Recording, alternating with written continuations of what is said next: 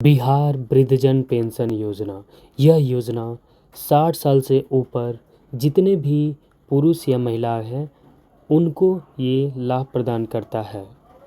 इसमें अप्रैल 2025 तक 400 रुपये मिलते थे, लेकिन अब ये जो अमाउंट है वो हो गए हैं 1100। 400 से 1100, मतलब अप्रैल 2025 से ये बढ़कर 400 से 1100 हो गए हैं। इसके बारे में पूरी जानकारी मैं अभी आपको देने वाला हूँ। यहाँ पे फॉर्म कौन सा लगेगा, कैसे फिल होगा, क्या क्या डॉक्यूमेंट लगेगा, ये टोटली जानकारी। तो चलिए मैं एक एक करके सभी जानकारी आपको प्रोवाइड कर देता हूँ। वीडियो को लास्ट तक देखिए और पूरी जानकारी प्राप्त करें। तो सबसे पहले मैं आपको ये बता दे रहा हूँ कौन सा फॉर्म आपको फिल करना है और कैसे फिल करना है। तो देखिए यहाँ पे मैं फॉर्म यहाँ पे टोटली ला दे रहा हूँ और ये दिखा दे रहा हूँ। 3 फॉर्म है, 3 फॉर्म को फिल करके उसके साथ डॉक्यूमेंट लगा के 2 डॉक्यूमेंट लाएंगे, वो भी मैं बताऊँगा। पहले फॉर्म दिखा दूँ आपको। ये 3 फॉर्म है। फॉर्म 1 हो गया, फॉर्म ये सहमति पत्र 1 और सहमति पत्र 2, ये फर्स्ट हो गया। और ये इसका स्क्रीनशॉट भी आप ले सकते हैं, मैं जो है यहाँ पे आपको दिखा दे रहा हूँ। यही 3 फॉर्म है। 3 फॉर्म भर के आपको कोई भी साइबर कैफ़े पे ले जाके देना, उससे फिल करवा लेना ऑनलाइन। यही प्रक्रिया है। इसमें होगा क्या कि पहले वाले फॉर्म जो है इसको आप अच्छे से ढंग से देखेंगे तो नॉर्मली चीज़ें, नाम यहाँ पे पति का नाम, ये सब चीज़ें भर के आपको नॉर्मली आपको सब चीज़ें फिल करके ये, और जो है कि आपको एक साइबर कैफ़े पे जाना है और वहाँ पे इसको देना है और उसके बाद जो है कि आप उसको ऑनलाइन करा सकते हैं। ये पहला हो गया। दूसरा जो फॉर्म है, दूसरा फॉर्म यहाँ पे मैं दिखा दे रहा हूँ आपको।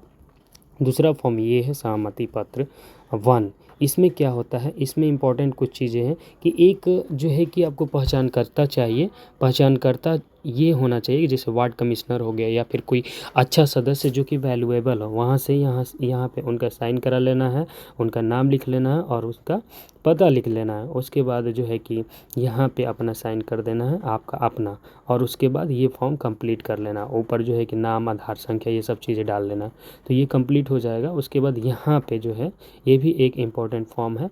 इसमें क्या होता है कि इसमें बैंक द्वारा जो है कि लेके जाना पड़ सकता है और बैंक वाला खुद से या मोहर मार देगा और साइन कर देगा, और इसको भी कंप्लीट कर लेना। ये 3 फॉर्म होता है। 3 फॉर्म के साथ आपको क्या करना होगा, अपना आधार कार्ड, अपना आधार कार्ड, आधार कार्ड आधार और बैंक का पासबुक, बैंक का पासबुक, और फिर voter ID card, voter ID card, voter, ये 3 चीज़ें लगा के और ऑनलाइन कहीं भी फिल करा लेना। चलिए तो आगे अब इसके बारे में डीपली जानकारी देते हैं। ये फॉर्म जो है आपको हमारे डिस्क्रिप्शन में पीडीएफ में मिल जाएगा। एक ही साथ में आप जो है कि इसको डाउनलोड करके अपने पास लेके प्रिंट आउट करके इसको भर सकते हैं। अब हम चलते हैं जानकारी पे, जो कि बहुत इंपॉर्टेंट है। जानकारी मैंने 10 क्वेश्चन से लिया है। 10 क्वेश्चन से 10 क्वेश्चन से आपको पूरी जानकारी मिल जाएगी। चलिए तो हम स्टार्ट करते हैं।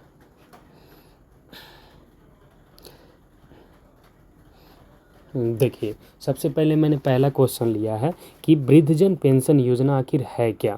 तो यहाँ पे सबसे पहले मैंने क्वेश्चन यहाँ पे लिया है। तो जो वृद्धजन पेंशन योजना आप भी पढ़ सकते हैं, यहाँ पे मैंने शुद्ध शब्दों में लिखा है। यह बिहार सरकार की एक सामाजिक सुरक्षा योजना है जिसमें राज्य के वृद्ध नागरिकों को मासिक पेंशन दी जाती है ताकि वे आर्थिक रूप से आत्मनिर्भर बन सके। जैसे होता क्या है कि बच्चे कभी कभी जो है कि अपने माता पिता को ध्यान नहीं देते, तो उन लोगों के पास जो है खाने पीने के लिए कुछ नहीं हो पाता, या फिर छोटा मोटा जो ज़रूरतें होती है वो पूरी नहीं हो पाती है। लेकिन इस योजना के आने के बाद जो है कि वृद्धजन जो लोग हैं, गरीब जो लोग हैं, उनको अब 1100 रुपये जो है कि हर एक मंथ जो है मिलना स्टार्ट हो गया है।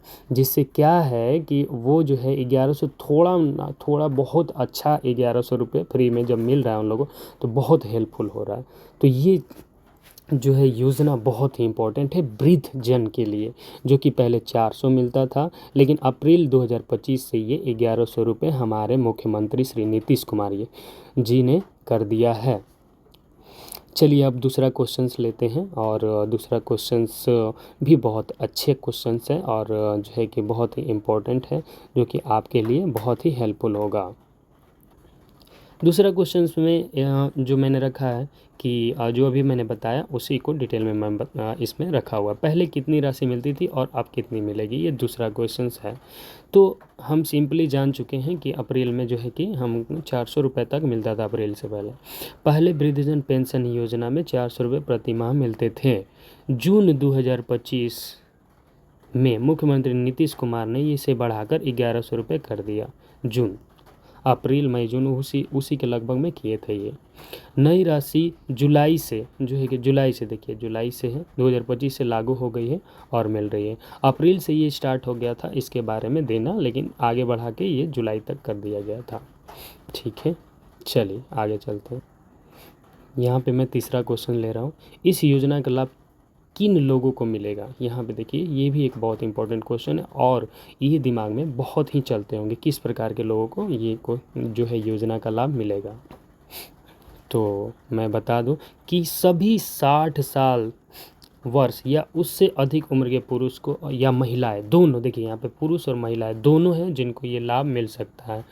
यहाँ पे दूसरा पॉइंट है, जिनका नाम बीपीएल गरीबी रेखा से नीचे सूची में है उसे मिलेगा।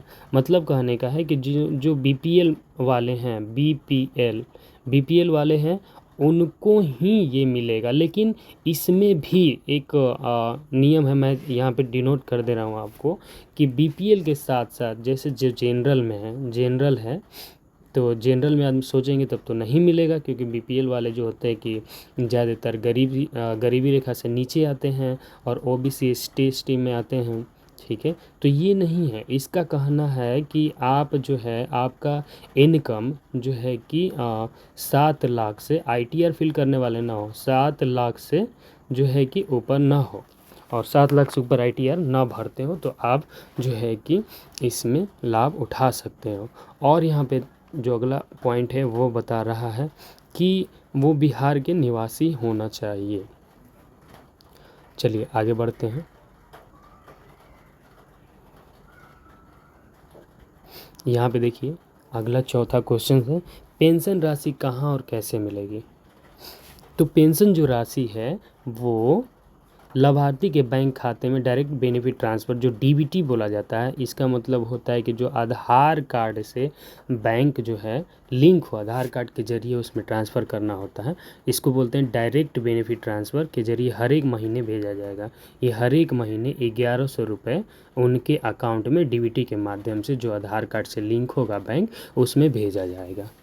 पेंशन का पैसा हर महीने 10 तारीख के आसपास खाते में आ जाएंगे। ये जो पेंशन का पैसा है, ये जो है कि जो 1100 रुपये है, हर महीने के जो है कि 10 तारीख के आसपास ये आ जाएगा। कभी 15 तारीख को लेट सेट होगा तो होगा, कभी 9 तारीख को ही हो जाएगा। तो ये चीज़ें हैं। अब देखिए अगला क्वेश्चंस लिए हैं, कितने लोगों को इस योजना का लाभ मिलेगा?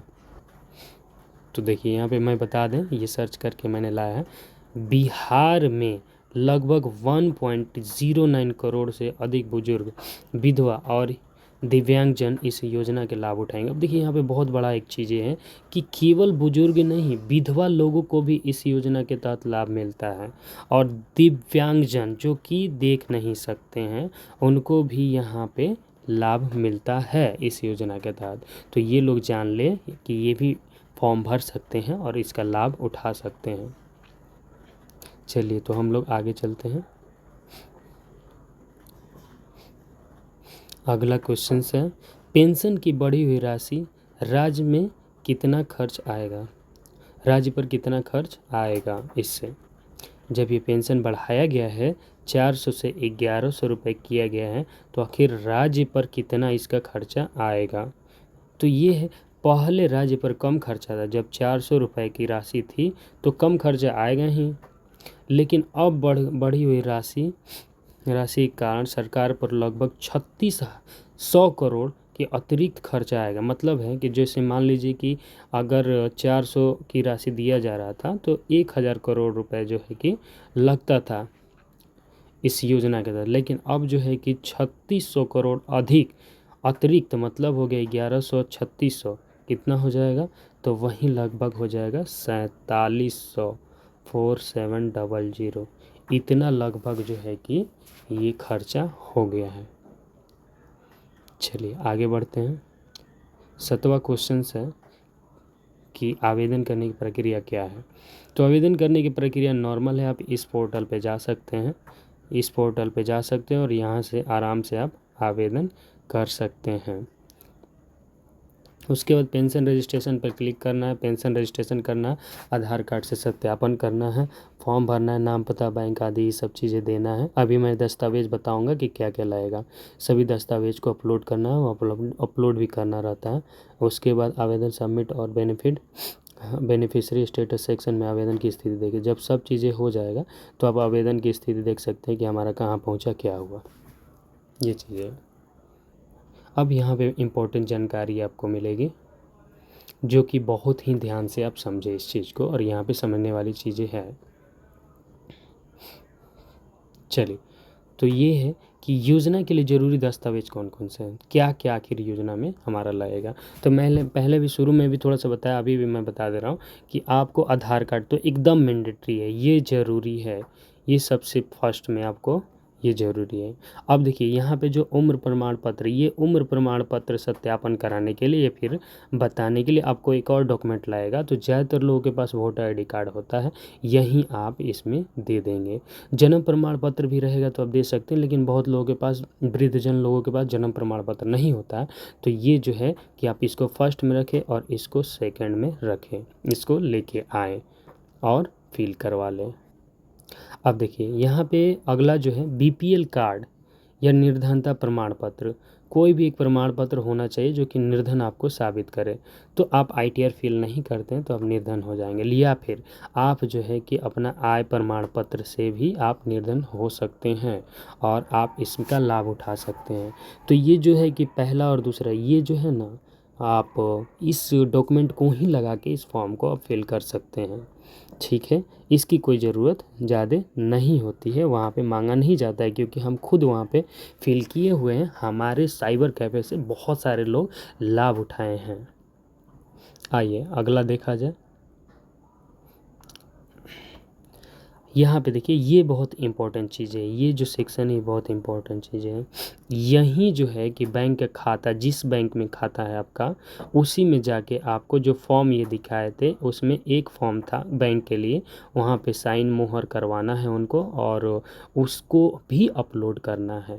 तो ये चीज़ें ज़रूरी है, और ये बैंक का पासबुक आपके पास होना ज़रूरी है। और ये जो है आधार कार्ड से लिंक होना चाहिए, डीबीटी, ये डायरेक्ट बेनिफिट ट्रांसफ़र इसी अकाउंट में जाएगा आपको।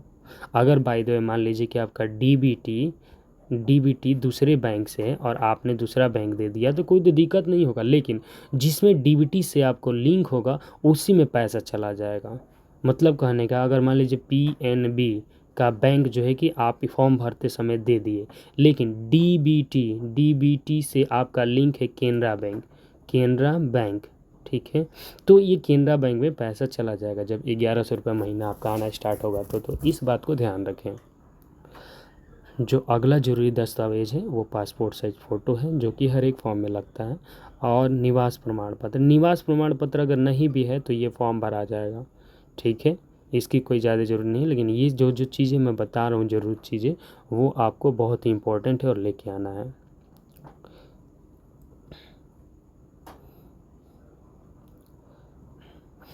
अब चलिए थोड़ा सा जान लीजिए कि किसको ये लाभ नहीं मिलेगा। तो इस योजना के ये जो क्वेश्चन है, ये योजना किसे लाभ नहीं मिलेगा, तो देखिए जिन्हें पहले से कोई अन्य सरकारी पेंशन मिल रहा हो, अगर सरकारी पेंशन कहीं पे मिल रहा हो तो वो वृद्धजन जो है 60 साल से ऊपर है, उनको ये बेनिफिट नहीं मिलेगा। अब देखिए जो बीपीएल या आर्थिक मानदंड में नहीं आता, यहाँ पे बता दिए ना, ये बीपीएल मतलब होता है ओबीसी वगैरह सब हो गया, लेकिन आर्थिक मापदंड में नहीं आता हो, मतलब अगर जनरल भी है, आर्थिक मापदंड में नहीं आता हो तो वो फॉर्म भर सकता है, समझे। मतलब उसकी इनकम कम है, वो बेरोजगार है, काम नहीं करता है, तो वो फॉर्म भर सकता है। अब कौन नहीं भर सकता है? जिनके पास सही दस्तावेज नहीं है। मतलब कहने का है कि एक आधार कार्ड है आपका और एक वोटर कार्ड है। ये आधार है, ये वोटर है, मान लेते हैं। अगर आधार में नाम का स्पेलिंग कहीं पे गलत है, अगर बाय द वे अमन है, अमन, और इसमें लिख दिया है AMN, अमन, इस प्रकार से है, मतलब कहीं एक मिस्टेक हो जाएगा या ई यहाँ पे लगा दे, तो ये क्या होगा, आपका जो है कि ये फॉर्म रिजेक्ट हो जाएगा। तो इस बात को ध्यान दें, स्पेलिंग मिस्टेक भी बहुत इंपॉर्टेंट चीज़ है। चलिए, तो ये जो वीडियो है बहुत ही लंबा हो रहा है, इसको जल्दी से मैं अब इसको ख़त्म करने वाला हूँ। अगला जो 10वां क्वेश्चन है, योजना की सबसे बड़ी खासियत क्या है? तो ये मैंने पहले भी बता दिया, अभी भी थोड़ा सा मैं बता दे रहा हूँ कि ये जो खासियत है, 400 रुपये मिलता था, लेकिन अब जो है कि 1100 रुपये मिल रहा है। ये सबसे बड़ा खासियत है, तो इसको समझ सकते हैं। और कोई क्वेश्चंस हो तो हमारे जो है कि क्वेश्चंस बॉक्स में या फिर कमेंट बॉक्स में कमेंट करके पूछ सकते हैं। धन्यवाद आपका देखने के लिए। जय हिंद, जय भारत।